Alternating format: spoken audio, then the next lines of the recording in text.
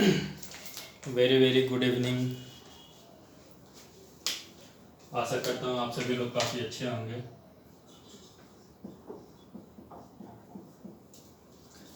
पिछले क्लास में हम लोगों ने AS9 रेवेन्यू रिकॉग्निशन का टॉपिक कंप्लीट किया था। उसका थ्योरेटिकल पार्ट हमने कंप्लीट कर लिया है और प्रैक्टिकल पार्ट हम सैटरडे संडे में कंप्लीट करेंगे। हमारा वो चैप्टर कंप्लीट हो जाएगा। वैसे थ्योरेटिकल पार्ट उसका कंप्लीट हो गया है, ठीक है। और उससे पहले मैं आप सभी लोगों को, जैसा कि गणेश पूजा का समय है, तो आप सभी को मैं फिर से गणेश पूजा की बधाइयाँ देना चाहता हूँ। गणेश भगवान आप सभी लोगों की मनोकामनाएं पूर्ण करें, आप सभी लोग अच्छे से पढ़ाई करें और गणेश भगवान की आप सभी पे कृपा हो और आप लोग फर्स्ट अटेम्प्ट में CA क्लियर कर लें। ऐसा मैं गणेश जी से भी प्रार्थना करता हूँ आप लोगों के लिए। चलिए हम अपनी क्लास की शुरुआत करते हैं। AS7 construction contract.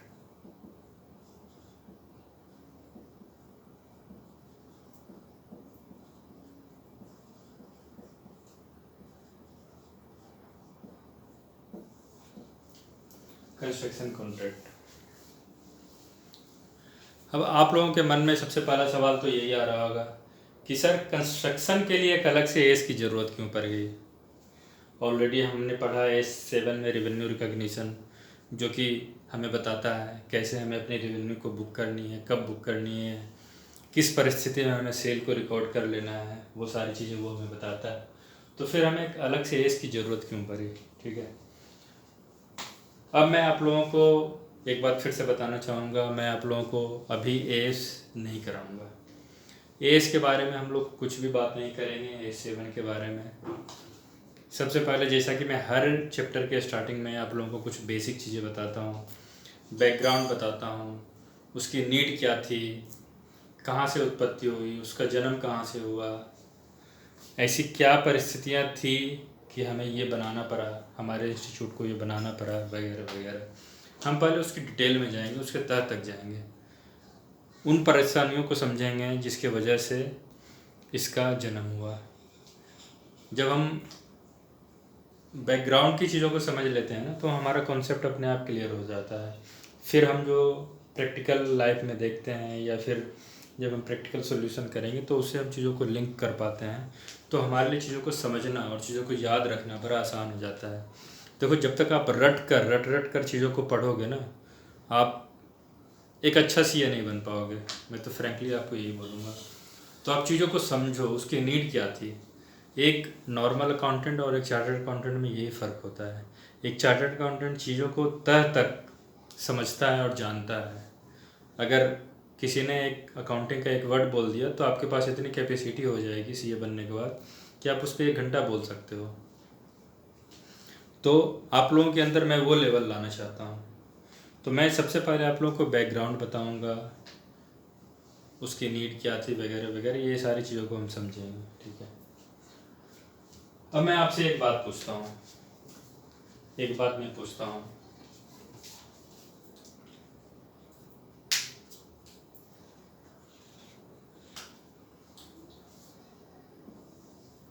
ये मेरा दोस्त सुखी राम। अब तो आप सभी लोगों को पता चल गया होगा, ये मेरा पक्का दोस्त है, बचपन का दोस्त है, सुखी राम। इसकी एक कंपनी है सुखी राम लिमिटेड। सुखी राम लिमिटेड काफ़ी अच्छा बिजनेस है। ये बिजनेस माइंडेड बंदा है सुखी राम, हमेशा सुखी रहता है, प्रसन्न रहता है, ठीक है। सुखी राम लिमिटेड में क्या काम होता है, ये मैन्युफैक्चर करता है पेन जिसे मैं लिख रहा हूँ। ये पेन, मैं इसको पेन बोल रहा हूँ, वैसे ये मार्कर है लेकिन आप पेन समझ लो। ये मैन्युफैक्चरिंग करता है पेन की।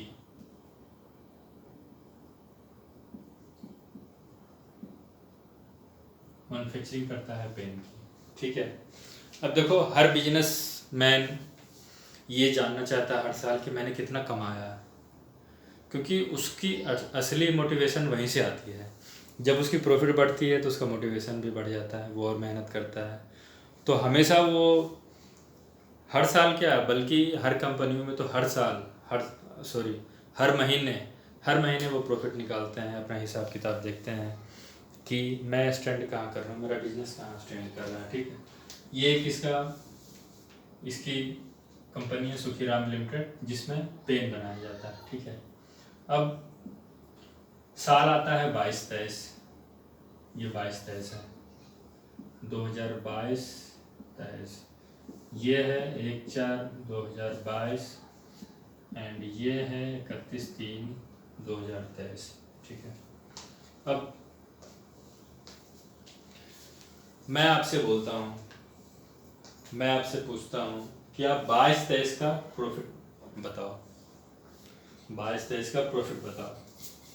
मैं आपको कुछ डेटा देता हूँ। ये इसकी 22-23 में जो सेल हुई थी, सेल ऑफ पेन, मान लो 10 करोड़। ठीक है, 10 करोड़। इसको बनाने में जो मटेरियल लगा होगा, मैं उसकी कॉस्ट मान लेता हूँ, कॉस्ट ऑफ रॉ मटेरियल मैं मान लेता हूँ, मैं जूम करता हूँ 8 करोड़। ठीक है, ठीक है। अब सुखीराम मेरे से पूछता है, मैं आपसे पूछता हूँ कि बताओ 22-23 में मैंने कितना कमाया। अब आप कहोगे सर ये क्या बच्चों वाली बात आप पूछते हो, एक सीए से आप इतना सिंपल सा, ये तो एक 5वीं क्लास का बच्चा भी बता देगा। ये सेल किया, ये रॉ मटेरियल लगा, प्रॉफिट मेरा 2 करोड़ का हो गया, 2 करोड़ हो जाएगा प्रॉफिट। मैं इसको ग्रॉस प्रॉफिट बोल देता हूँ क्योंकि इसमें और भी बहुत सारे खर्चे आते हैं रॉ मटेरियल के बाद। ठीक है, मैं प्रॉफिट ही मान लेता हूँ समझने के लिए, 2 करोड़ का प्रॉफिट। ये तो बड़ा आसान सा सवाल था, ये तो सुखीराम खुद भी निकाल सकता था। सही बात है, आप बिल्कुल सही कह रहे हो, ये तो बिल्कुल आसान सा है, सिंपल सा है, जैसा कि हमने अब तक पढ़ा है। इस साल में जितना सेल हुआ, जितने खर्चे हुए, सेल में से खर्चे को हमने माइनस कर दिया, आ गया हमारा प्रॉफिट, और कुछ है ही नहीं इसके अंदर। ठीक है, अब इसी सुखीराम का एक और बिजनेस है। ये तो था इसका सुखीराम लिमिटेड। सुखीराम ने अपने कई सारे धंधे खोल रखे हैं, बड़ा आदमी है, जिसे रिलायंस के कई कंपनियां हैं, रिलायंस रिटेल है, रिलायंस जियो है, रिलायंस टेलीकम्युनिकेशन में भी है, रिटेल में भी है, कई सारे काम है रिलायंस के। ऐसे ही टाटा के भी बहुत सारे काम हैं, इसी तरह से सुखीराम के भी बहुत सारे काम हैं। अब इसकी एक और कंपनी है सुखीराम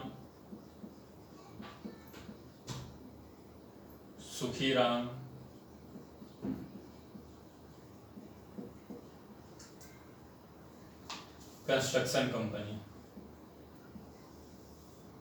सुखीराम कंस्ट्रक्शन कंपनी। अब आपको थोड़ा थोड़ा नाम से ही पता चल रहा होगा कि ये कंपनी करती क्या होगी, फिर भी मैं आपको बता देता हूँ। सुखीराम कंस्ट्रक्शन क्या करती है, ये ठेके लेती है कंस्ट्रक्शन का। ये घर बनाते हैं, बिल्डिंग्स बनाते हैं, फ्लैट्स बनाते हैं, रोड बनाते हैं, ब्रिज बनाते हैं, मतलब कंस्ट्रक्शन का जो भी काम है उसका ये ठेका लेते हैं। ठीक है, कंस्ट्रक्शन का बिजनेस है इनका।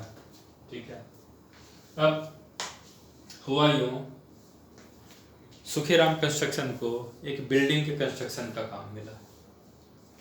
मान लो मैं अपनी एग्जांपल लेता हूँ, मुझे अपने लिए एक कोठी बनाना है, और मैंने सुखीराम कंस्ट्रक्शन को ठेका दे दिया। मान लो ये मेरी कोठी है। ठीक है,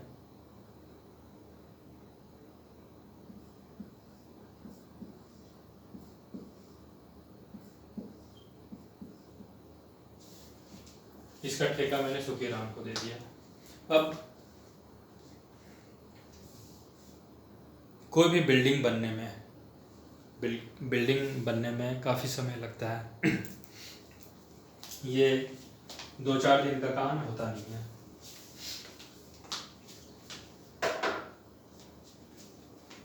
सुखीराम को एक बिल्डिंग बनाने का ठेका मिला, और आपको पता है कि बिल्डिंग बनाना 2-4 दिन या हफ्ते 2 महीने 2-4 महीने का भी काम नहीं होता है, सालों साल लग जाते हैं बिल्डिंग बनने में। या ब्रिज ही ले लो, बनने में सालों साल लग जाते हैं, 2-3 साल तो ये ले ही जाता है। ठीक है, अब जब इसको मैंने बिल्डिंग बनाने का ठेका दिया, अब मान लो ये बिल्डिंग बनाने में लगते हैं 4 साल, ये ईयर 1, ये ईयर 2, ये ईयर 3, ये ईयर 4, ठीक है, इतने लगते हैं। मान लो ये है 1/4/22, ठीक है, ये हो जाएगा 31/3/10, ये हो गया आपका ईयर 1, ये हो जाएगा 31/3/24, ये हो जाएगा 31/3/25, ये हो जाएगा 31/3/26, ठीक है, ये हो गया आपका ईयर 1, ईयर 2, ईयर 3, ईयर 4।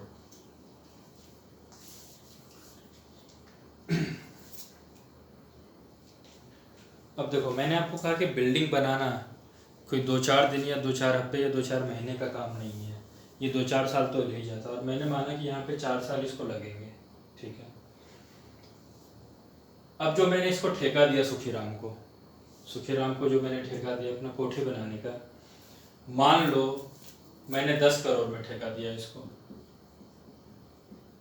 कि आप मेरे लिए कोठी बनाओ और मैं आपको 10 करोड़ दूंगा। ठीक है, अब 10 करोड़ में इसकी लागत भी तो आएगी, मान लो इसकी लागत 7 करोड़ इसकी आ रही है। ठीक है, अब ये 10 करोड़ और ये 7 करोड़ ये तो पूरे 4 साल में लगेगा इसका, ये तो आपको क्लियर है। ये जो 10 करोड़ और ये 7 करोड़ ये पूरे 4 साल में लगेगा, यहाँ तक क्लियर है। अब सुखीराम कंस्ट्रक्शन में काफ़ी काम है, तो सुखीराम कंस्ट्रक्शन में एक अकाउंटेंट भी है। ये बेचारा अकाउंटेंट जो हमेशा काम के बोझ में दबा हुआ रहता है, ये है इसका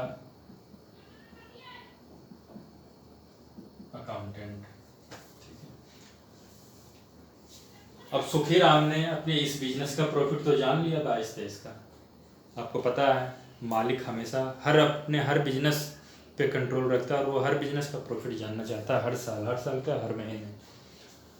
अब ये है 22-23, ये है 22-23। अब सुखीराम अपने इस अकाउंटेंट को बोलता है कि भाई उसके अकाउंटेंट ने मुझे बता दिया प्रॉफिट, अब तुम भी अपने इस साल का प्रॉफिट तो बताओ, ये 22-23 का प्रॉफिट तो बताओ तुम कि मैंने 22-23 में क्या कमाया। अब ये अकाउंटेंट बेचारा परेशान है कि मैं साहब को बताऊं तो क्या बताऊं, इस साल का प्रॉफिट मैं कैसे निकालूं। ये तो है 10 करोड़ ठेके का अमाउंट है, पूरे बिल्डिंग बनाने का दिया इसने, इस साल में तो कोई सेल है नहीं, काम अभी कंप्लीट हुआ नहीं है इस साल, काम तो कंप्लीट होगा जाके चौथे साल, पैसे कुछ मिले नहीं हैं, खर्चे पता नहीं कितने हुए हैं, अगर खर्चे हुए भी हैं तो मैं सेल का फिगर क्या पकड़ूं, किस सेल में से इस खर्चे को कम करूं। ये बेचारा हैरान परेशान है, इसके बाल सब खड़े हो गए, बहुत ही टेंशन में आ गया ये। सुखीराम बोलता है, अरे तुम तो बड़े नालायक निकले, मैं तो तुम्हें होनहार समझता था, बड़ा टैलेंटेड समझता था तुम्हें, और तुम 1 साल का प्रॉफिट मुझे नहीं बता रहा है, बड़े घटिया अकाउंटेंट तुम तो निकले यार। देखो मेरे पेन वाले कंपनी का अकाउंटेंट। अकाउंटेंट तो छोड़ो, अजीत सर के स्टूडेंट ने मुझे प्रॉफिट बता दिया।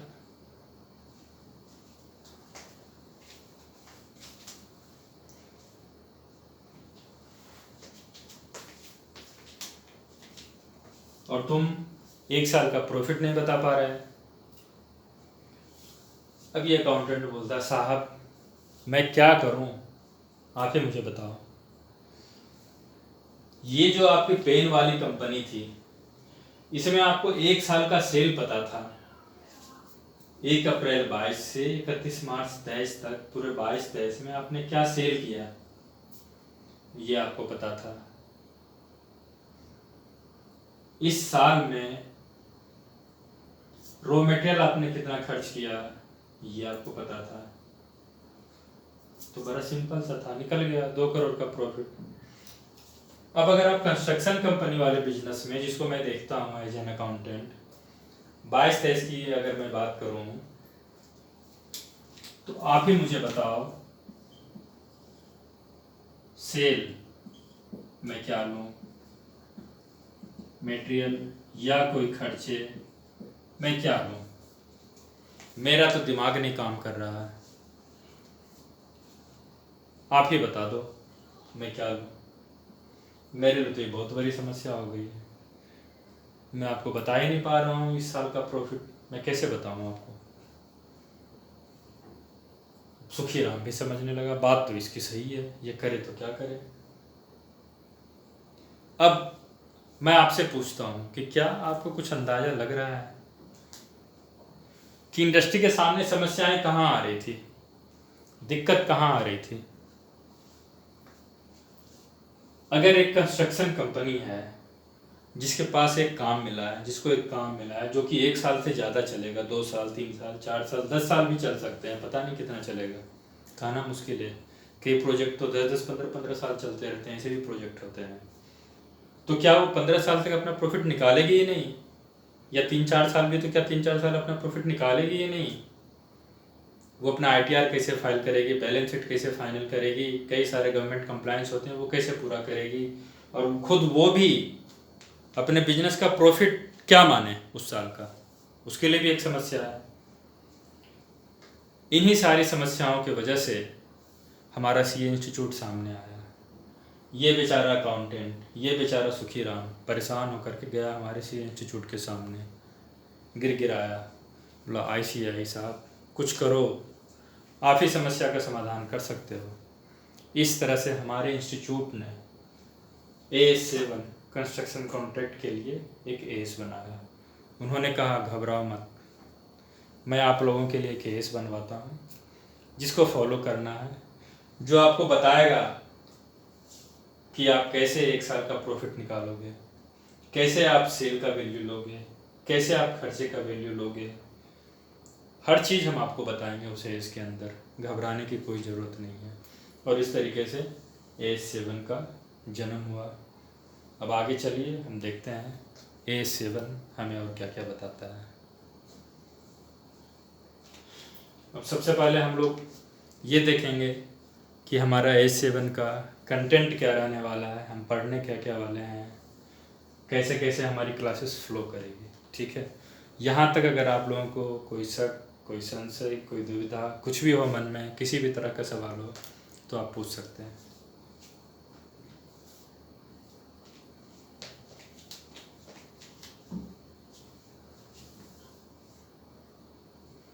चलिए अब आगे मैं आप लोगों को इसका कंटेंट नोट करवाता हूँ।